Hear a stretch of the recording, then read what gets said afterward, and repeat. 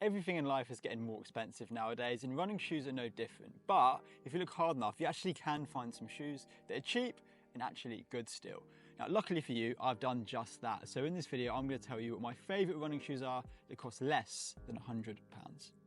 Now, before we get started, I should really explain how this is all going to work, because this isn't actually the first video I've done like this. You see, my most popular video on this channel, albeit still very small, was the equivalent video to this one last year, in which I used my experience having worked in a running shop for a good few years, both trying a lot of different brands and makes of shoes and watching other people do the same. I applied that to what the market looked like at the time and told you what I think might be some good shoes to buy. And what I also did is something that I think you'll find very beneficial, because I can sit here and tell you the names of running shoes and why they're good for days, but I rank them out of 5 on 4 different criteria, and this will tell you not which shoe is necessarily better, but which shoe is better for your priorities. And I rank them on cushioning, speed, stability, and durability. For example, if you want to get as much miles or as many miles as possible from your shoe, obviously you want one that scores well from a durability point of view. And the same goes for speed. If you want to race in it, you want a shoe that's very fast. So by doing this, I can essentially break down the pros and cons of each shoe and allow you to make an informed decision yourself. And this is all going to be the same as last year. So now you know how this is going to work, let's get straight into it. Okay, so the first shoe that I think is a really good buy under £100 is one of the shoes that from the Asics range outsold all the others when I worked at the running shop. And that is the Asics Gel Cumulus, specifically the 26.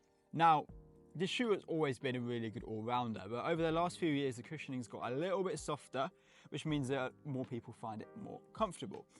And that's just really as good as it gets, because the shoe is one of the best shoes when it comes to daily running, because you can feel confident that you can run relatively fast, but also do some long runs in it. And I'd say most people find them pretty comfortable. One of those people is my girlfriend, who actually bought this shoe for at Christmas, and she really likes it. And yeah, not many issues. However, a couple of issues is worth noting. There are a few reviews online say there are some outsole durability issues, which isn't the end of the world, but it's something worth noting. And my girlfriend added her opinion to this, saying that, backing it up almost, she thinks that the shoes are probably a little bit better when it comes to summer and fair weather running, just because of the grip, especially when it gets a little bit wet on the roads and things like that. So let's get into the scoring. As I mentioned, it's a relatively well cushioned shoe, so I'm going to give that a 4, especially because it's more cushioned than it used to be. Speed, now, the thing is here, it's not the fastest shoe in the world, but it's not too clunky and it's not too cumbersome. So it's going to get a 3, which is a pretty much like average, middle of the road type score. We're also going to go 3 for stability, simply because it's a neutral shoe, yes, no support in it, but historically the Cumulus has been pretty good, especially when I was testing people for overpronation on treadmills. The Cumulus always did pretty well. And I'm also going to give it a 3 for the durability. Despite what I've mentioned of some cons, it shouldn't affect how many miles you get out of the shoe too much, but it might be worth bearing in mind. Now, the next shoe I'm going to cover is the Puma Velocity Nitro 3. Now, if you watched last year's video, you're going to know that I quite like the Puma Velocity because it featured on that video too. And the reason I like it is because it's similar to the Cumulus in the fact that it's just a very good all-rounder. Now, if you've seen any of my Hyrox videos before, you'll know that when I do a Hyrox, I wear the Puma DV8s, which have a carbon plate in them. Now, the Velocity is essentially the DV8 just without the carbon plate. So it's basically the same shoe, very similar cushioning, you just don't have obviously the extra propulsion that it's going to give you. Obviously it makes you a little bit slower, but what it does do is make it more suitable for using day in, day out. And that's one of the best things about the Velocity Nitro. They're a great shoe if you want to do intervals, if you want to do long runs, if you want to do a Hyrox, even if you're not doing a Hyrox or any of those others, you can still use it for any form of running that isn't trail running. It'll be really good for. So I just think it's a solid option. Puma haven't historically been a big running brand, but over the last few years, they're definitely around now and they should be taken seriously. And it's for that reason that when it comes to the scoring for the Puma Velocity Nitro 3, I'm going to give it a 3 across the board when it comes to cushioning, speed and stability, because as I've said, it's about middle ground for all of those things. It's not too soft cushioning, so it can be a little bit more stable than other really soft cushioning shoes. And durability, I'm actually going to give it a 4 because based on the experience of people I know that have them, and I own the Deviates and their durability is really good, and if anything, the Velocity's durability will be better than that, so therefore I have to give it a 4. It's a very solid option for you. So this next shoe is going to score slightly differently to other shoes on this list, not because it's worse, but it's because it's different. That is the New Balance Fresh Foam X Kaiha, which is not the easiest name to remember, so I'm glad I've just done that without even glancing at my laptop. Why is this shoe different? It's what we call a maximalist shoe, which means it's a max cushion shoe in this instance. So whilst the Puma and the Asics have a good amount of cushioning, this essentially has more of it. And there's pros and cons to that for you. Now, what are the pros? So the more cushioning means obviously you've got a bit more of a, you guessed it, cushioned, softer ride. It also means that it's going to absorb more impact than the other shoes are, because it's got more cushioning to absorb your foot landing on the tarmac. Now, sometimes when a cushioning's super soft, it is not very stable at all because your foot can just move the cushioning around and just roll in a lot. But in this case, there's so much of it, and because it's not the most responsive cushioning in the world, which is definitely a downside, you're not going to get that zip from these shoes. It's going to be a decent job and be on the more stable end of neutral shoes, okay? So it's not a shoe with support in it, like one of the others on this list, but it is a neutral shoe that's probably slightly more supportive than your Puma and Asics that I've mentioned so far. Now, taking this all into account, what does this look like in terms of score? So from a cushioning point of view, it's as cushioned a shoe as you're going to get on this list. Laptop nearly blew away there. So you're going to get a 5 for cushioning in terms of score. Speed though, it's not a good shoe for fast running, I'll be honest. It's going to be a 2 for speed, that's the trade-off here. Stability though is going to be better than the other shoe so far, so we're going to say 3.5 because it's on the stable end for a neutral shoe. And then durability, we're going to give it a 3 because again, should be pretty durable, and I can't see any major problems it's going to cause you getting used at this shoe. If you're looking for a shoe that's stable and durable and comfortable, then look no further than this next shoe, which is the Brooks Adrenaline GTS 23. Now, back in the days when I worked in the running store, Brooks, believe it or not, were our best-selling brand. And the 2 best-selling shoes from Brooks were the Ghost and the Adrenaline GTS. And the only difference between those shoes was that the Adrenaline GTS was essentially the Ghost with some support in it.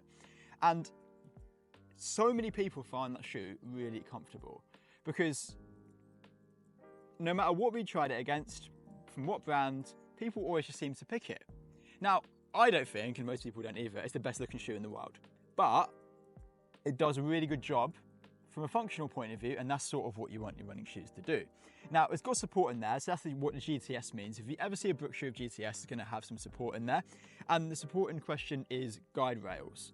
Now, it's not a support post, so a support post almost resists as I'm rolling in over pronating. Guide rails just guide me gently to make sure I'm in the right place. So from a stability point of view, it is the single best shoe on this list. Another good thing for a lot of you is that the Adrenaline GTS was designed specifically for heel strikers. Obviously, if you 4-foot midfoot strike, you can use it too, but a lot of people heel strike. Now, whilst there's nothing inherently wrong with that, it can cause issues for some people, and a lot of people are worried about it. So this shoe is therefore a really good option for you. And it's just a trusty workhorse that you know you're going to get miles out of. You'll know it's going to be relatively well cushioned. In fact, this shoe is more cushioned than previous models have been, it's fair to say. And I just think it's good for pretty much everything other than fast running. So therefore, cushioning, I'm going to still give it a 3 because it probably is as cushioned as Cumulus and Velocity still. Speed's going to have a 2, which obviously isn't great, but I've just said it's not good for fast running. Stability though is going to be a 4. It's the most stable shoe on this list. And durability is going to be a 5 because from my experience and from other people's experience, I think durability of Brooks is really good, especially with this shoe. It will last you yonks. So if that's what you're after, then absolutely go for this. Okay, so this is a shoe that's better if you want some fast running. I've mentioned shoes so far that are good all-rounders and that are good for cushioning, but what if you want a shoe that's really fast? And the Adidas Boston 12 is a brilliant fast shoe. It's not a carbon-plated shoe because, quite frankly, getting a good carbon-plated shoe for under 100 quid is difficult to say the least, and I want to give you shoes that I'm absolutely confident are going to do a really good job for you. Now, the Boston 12, the Boston is one of Adidas's longest going ranges. Models is probably the word actually to use. And a lot of people have liked it for years. Well, it has changed quite a lot in the past few. The reason the Boston is good is because it's a very responsive trainer, which means it can handle fast paces really well. But It does share similarities to the super shoe, just without the super shoe speed and properties like a carbon plate, like the ultra responsive cushioning. Now, the only problem really with the Boston is if you use it every day, it's maybe not quite going to be as durable as other shoes, and the upper is a little bit flimsy, especially when you look online at reviews that will reinforce that opinion. Now, for that reason, I'm going to go 3 for cushioning because it's still well cushioned despite being fast. We're going to go 4 for speed because it's the fastest shoe I've spoken about so far. We're going to go 2.5 for stability. If you want to do loads of miles with a stable shoe, this isn't the one for you. But as I say, different shoes do different jobs. And then durability, we're going to go 2.5 as well, especially because the upper is not incredible from a durability point of view. It's still decent. And as I say, for a fast shoe, it's probably durable, but compared to other running shoes, maybe less so. Adidas Boston then, really good fast shoe, solid option if you want for intervals or races without forking out for a carbon shoe. There you go. Okay, so on to the last shoe now, and it's a bit of a bonus because I wasn't actually going to include this in the original video, but I thought I should put another option for those of you who want a shoe for racing. Now, this is the Nike ZoomX Streakfly. Is it a fast shoe? Yes.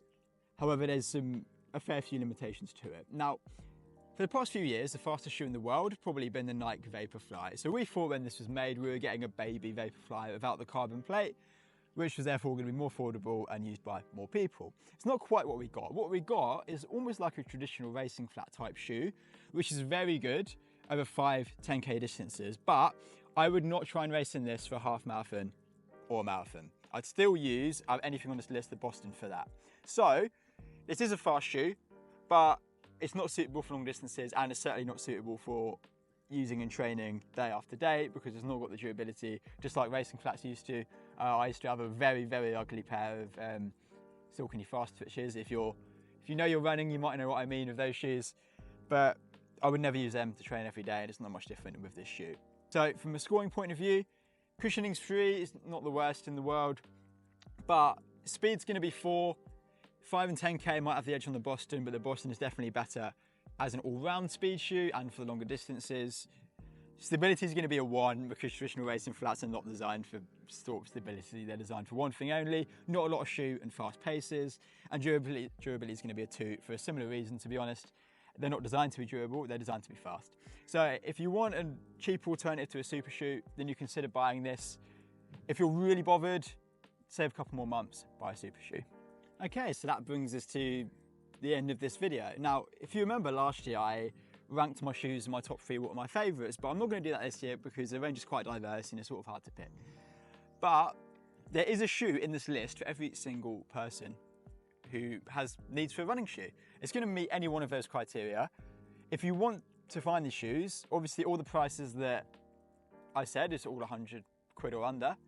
It's right at the time of recording, which is, what month is it? It's May 2025, that's what it is. All the links to each of the shoes and where I found them in the description. I don't know how long it's going to be on there for. It could be a day, it could be 6 months. So have a look, see what shoe you want and click the link in the description and see how it goes for you. But yeah, if you want to see more running shoe-based videos, and obviously you know what to do, the standard YouTuber jargon, drop a like, etc. And also, if you have problems with things like shin splints, it could be a running shoe issue, but it could be something else. So if you do have those problems, then I strongly suggest you watch this video right here. But either way, I hope you have a lovely day and I'll see you in the next video.